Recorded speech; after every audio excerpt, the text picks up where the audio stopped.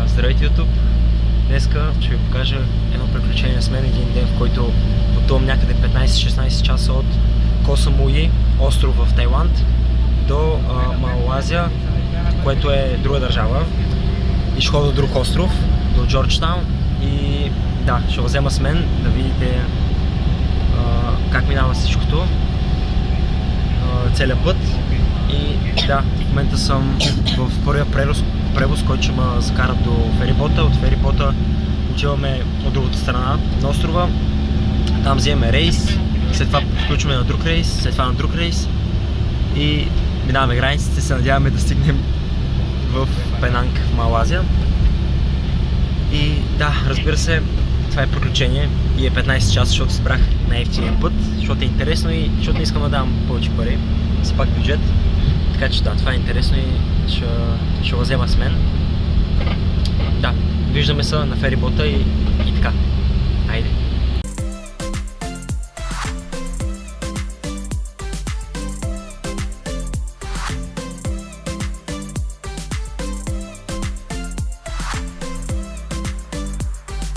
Така, вече сме на ферито и се качваме на ферито. Hello! Hello! Да, хората тук са много мили. Между другото, нещо, което ще ме липсва в Тайланд е, че всички са много мили. Да. Hello! Да, вече сме на ферито. И да. Оп! Може да видите как е. Сега ще си изберем някакво място. Ще си изберем някакво място, съвсем просто, може би до прозорец, за да може да виждаме. Да е приятно. Да. И така, сега да ви обясня малко повече. Какво се случва, че от 9 до в момента е 7:47, аз съм станал в 5:40. Станах в 5:40. Още спа и много говоря. Секунда.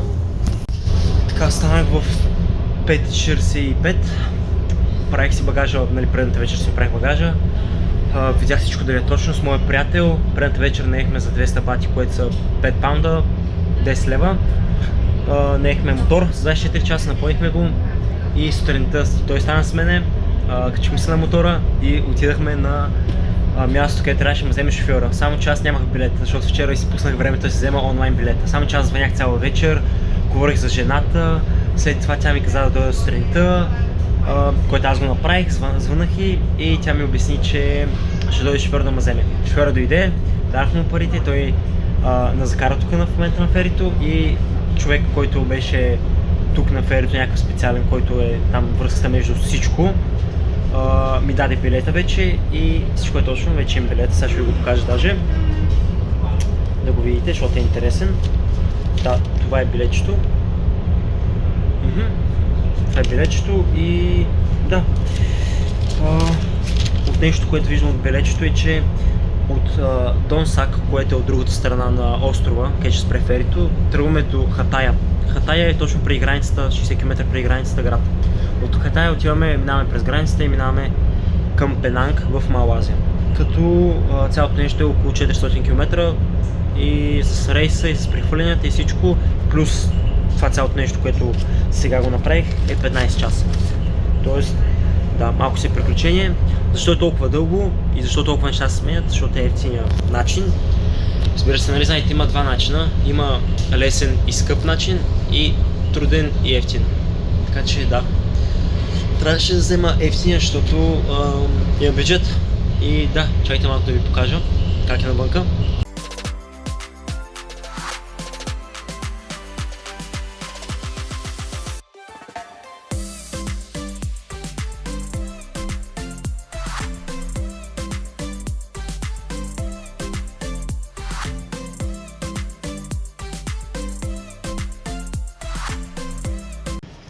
И вече сме в Хатай, нещо от този сорт се произнася, което е на някакви 2 часа от границата за Малайзия.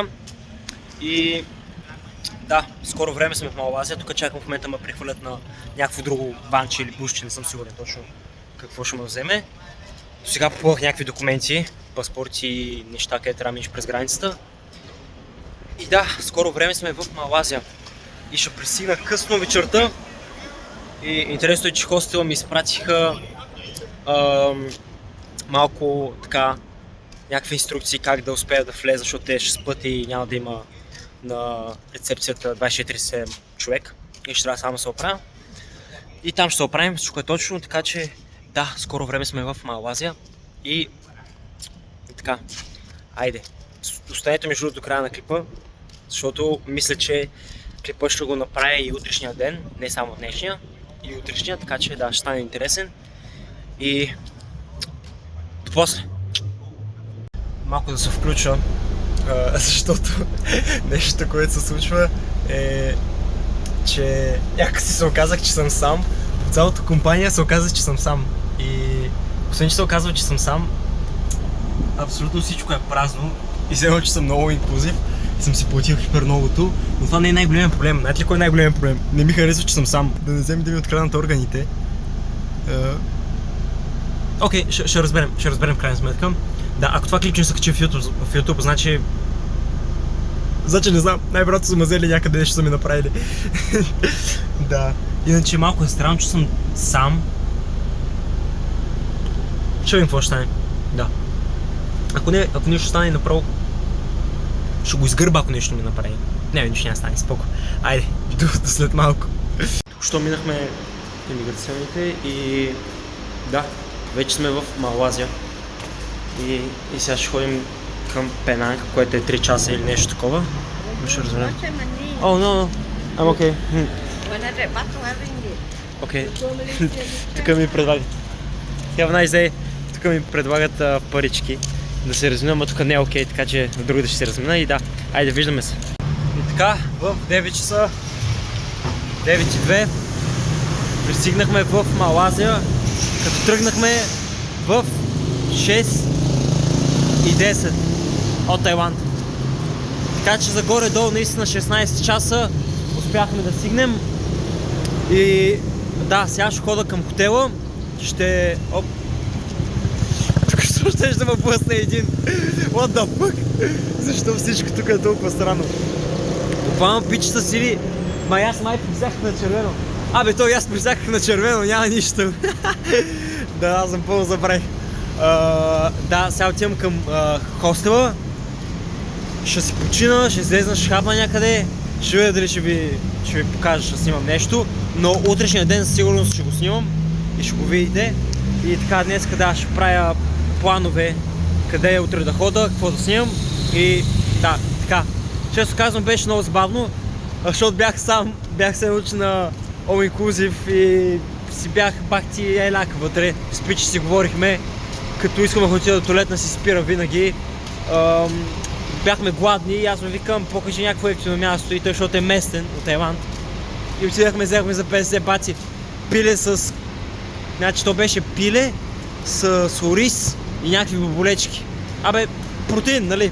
Нали е протеин, така че никой не го интересува, че има боболечки. Да, беше вкусно. Хрупаше малко, ама пилето наистина беше вкусно. Да, така че...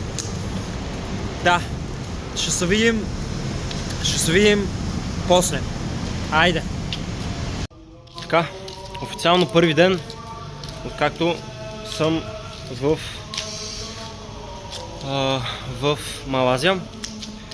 Както виждате, съм с малко такова против дъждобранче, защото валеше. Буквално станах сутринта, исках да излеза малко по-рано, а сега е 11 часа, но валеше и трябваше да чакам да спре да вали, което тук е нормално това, да вали така по принцип.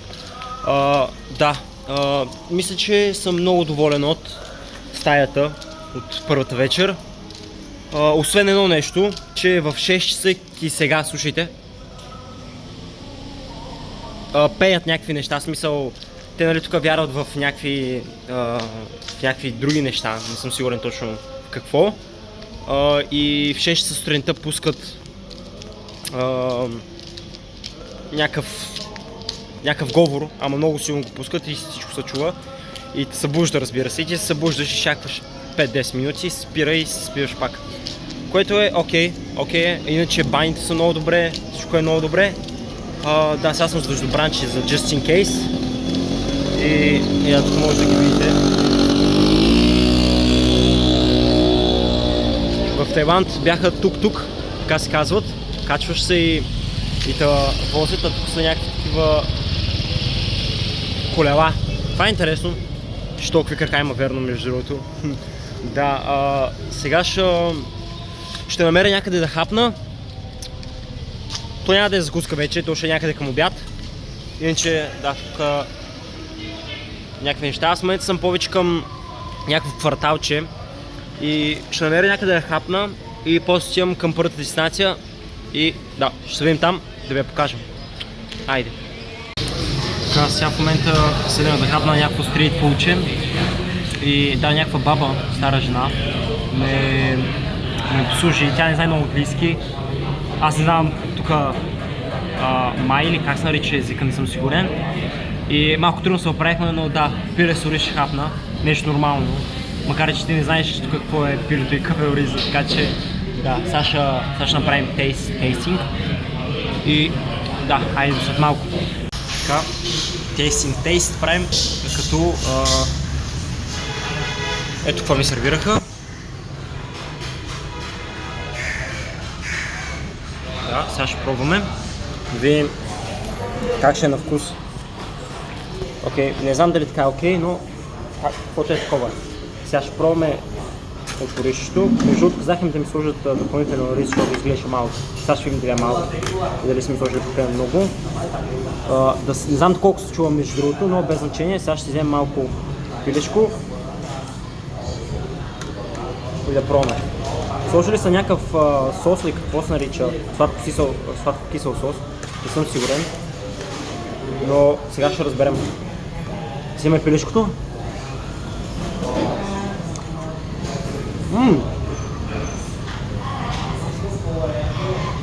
Вау!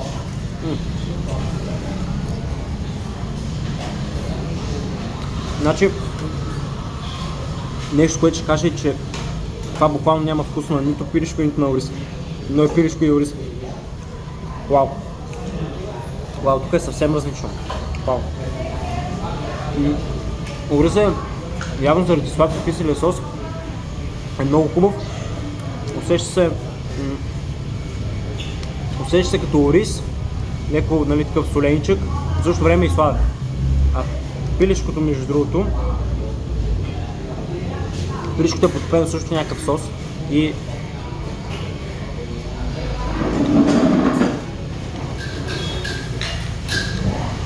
усеща някакви краставици, защото има и краставици в този сос.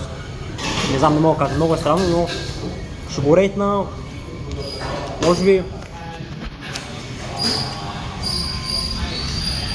7,5 от 10. Да, мисля, че това е най-добрата оценка. Сега ще хапна и после ще видим. Айде! Така, гайс, в момента съм на стрит фуд, където всичко го продават на улицата и го готвят тук, пред тебе. Да, и сега се чуя какво си избера да хапна, като има много неща. Буквално има от морска храна до месо, до всичко, разбирате ли, зеленчуци, някакви странни ястия, всяка никога не съм ги чувал. Има много неща, но трябва наистина да внимавам и да избера нещо, което стомаха ще ми го понесе, защото не е толкова лесно, не мога да ядеш всичко. Като тук има интересни неща, между другото. Разбира се, има и нормалните неща, които всеки турист ги яде, които са картофки, пиле с ориз, но това няма да го ям, защото няма смисъл, нали съм в нова държава, по-хубаво да ям нещо различно. Освен това ми го препоръчаха това място. Един от филипините, Макс казва, се познах с него още вчера, ми го препоръча, каза, че тук се е насвинил яката и било ефтино. Така че да, ще избера нещо и ще ви покажа какво съм си избрал и ще го тействаме. Хайде! Така, ме чакат сега ми дадат, но както винаги поръчваш се едно и ти дава друго. На снимката на това, което си дадат, нали, примерно тук не дават баш менюта, ми дават и други неща, но да кажем на менюто, което ти дават, по един начин изглежда, на живо изглежда по друг, понякога е за добро, понякога е за лошо. В моят случай мисля, че е за лошо поради проста причина,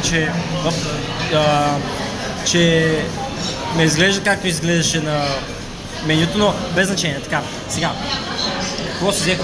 Първо, това тук, което виждате, е Dragon Fruit Smoothie, което изглежда по-добре на менюто, но тук не изглежда толкова добре. Сега ще го пробваме, буквално тестваме. Това е първи път, който опитвам Dragon Fruit, или поне мисля, че е първи път. Не помня да съм опитвал преди. Може би съм опитвал в Англия или някъде друго, нямам се идея. Но сега ще пробваме.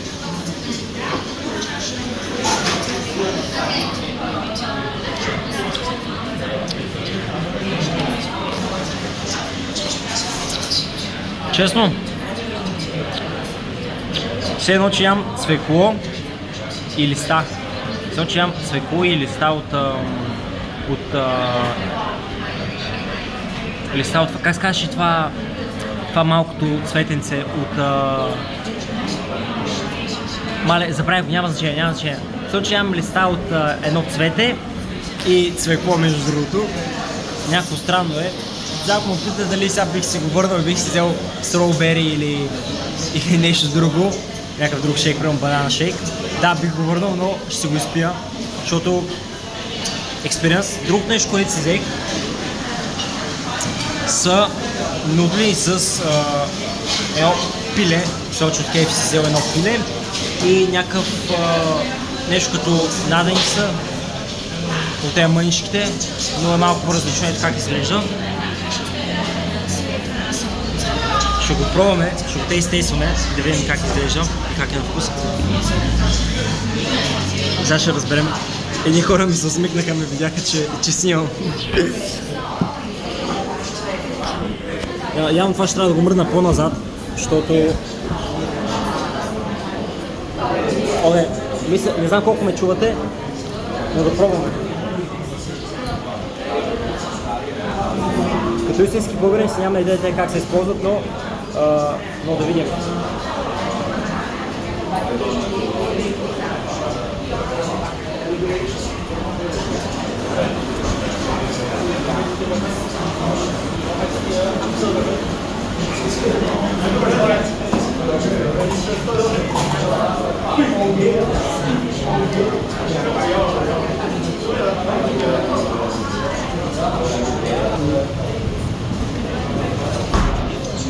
Уау, освен че е адски вряло и си опарих езика и венците, честно ли, това е мега вкусно. На това му давам, на това мале, чайте, че уж смучето ми става на вода. Смучето ми стана на вода, защото тук е адската жега. Честно ли, гайс, мисля, че това е доста добре. Честно да ви кажа. Ако мога да се позиционирам правилно пръстите, ще е окей.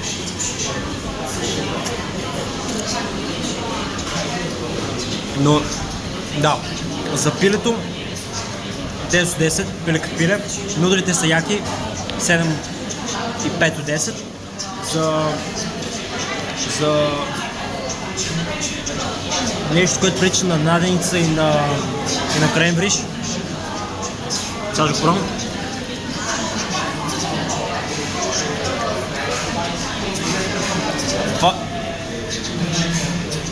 Това има най-странен вкус при живота ми, който съм опитвал. Толкова е меко. Окей, това не ми хареса. Това му давам 2,5 от 10. Тоест на цялото му давам 7,5 от 10 заради това нещо. Но да. Окей. Виждаме се после. Айде. Честно ли? Ако трябва да съм честен, мисля, че се наядох. Беше окей. Даже съм така пълен, ако трябва да съм честен. Тези всичките неща тук, поне, ако не е друго, наяждат. Дори да не са толкова вкусни. Поне за нас, защото от Европа мусака, пиле с ориз, пълни чушки, тартор, пилешки супа, тези всичките шкембе чорба. Това е само балканска му работа, нали знаете, тук е различно. Така че поне наяждат всичките неща. Да ви обясня на бързичко преди да свърши клипчето и да преминем към следващия клип, който може би ще ви дам лекичък, така, ще ви дам лек жокер, сетих се, чайте, че понякога забравям наистина за какво говоря, защото такива много интересни неща. Ще ви дам лек жокер за следващия клип, ще е свързан с